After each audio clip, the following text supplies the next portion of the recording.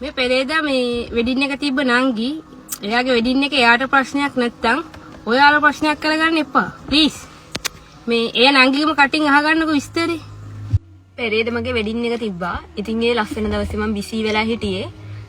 ඉතින් මට යාළුවෙක් කතා කරලා කිව්වා මගේ පෝස්ට් එකක් මෙහෙම ෂෙයා වෙනවා. ඒකේ මගේ මෙහෙම ෆොටෝ එහෙම ෂෙයා ෆොටෝ වීඩියෝ එහෙම හදලා පෝස්ට් එහෙම ෂෙයා වෙනවා කියලා. ඉතින් මම ගිහින් බැලුවහම මගේ ෆොටෝස් එහෙම Facebook වල TikTok වල ෂෙයා වෙලා තිබ්බා. මගේ වෙඩින් එක ගැන මට ප්‍රශ්නයක් නැත්තම් ඔයාලා ප්‍රශ්නයක් කරගන්න එපා.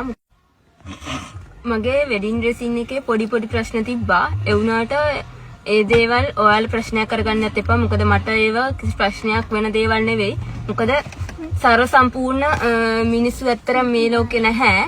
ඒ කියන්නේ හැම ලස්සන කෙනෙක්ගම පොඩි හෝ තියෙනවා පොඩි වැරදි වීම් තියෙනවා. ඉතින් ඒකෙන් මට ප්‍රශ්නයක් නැති නිසා ඔයාලා ප්‍රශ්නයක් කරගන්න එපා ඒක. ඔයාලට මට උදව් කරන්න ඕන නම් මගේ පෝස්ට් එහෙම ෂෙයා වෙනවා. ඒ කියන්නේ මගේ ෆොටෝස් එහෙම ෂෙයා වෙන පෝස්ට් විදියට ඒ කියන්නේ TikTok වල එතකොට Facebook වල. ඉතින් ඒවා අයින් කරලා දෙන්න පුළුවන් නම් ඒ කියන්නේ අයින් කරලම දාන්න පුළුවන් නම් ඒක තමයි ඔයාලා කරන මට ලොකුම උදව්ව. මගෙන් ප්‍රියන් දන්න ගොඩක් කට්ටිය මට කතා කරලා තිබ්බා.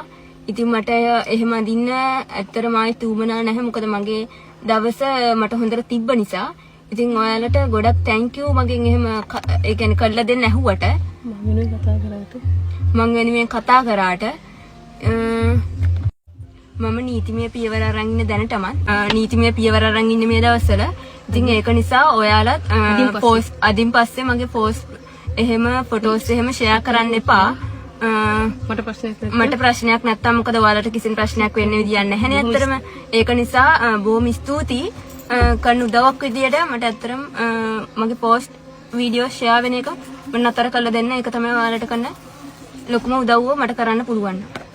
දැන් ඒ නංගි මේ ඔයාලට කිව්වනේ දැන් ඒක ප්‍රශ්නයක් නැහැ නේ. යාට ප්‍රශ්න නැත්නම් ඔයාලට ප්‍රශ්නයක් කරගන්න එපා ප්ලීස්. ඒකින්ද ෆොටෝ වීඩියෝ ටික අයින් කරලා දාන්න. ගෑනු ළමෙක්නේ. ඒ ළමයට කාර්යයක් නොකළ ඔයගොල්ලෝ වඩයක් නැතුව මේ සමාජයට පොඩ්ඩක් පිළිවෙල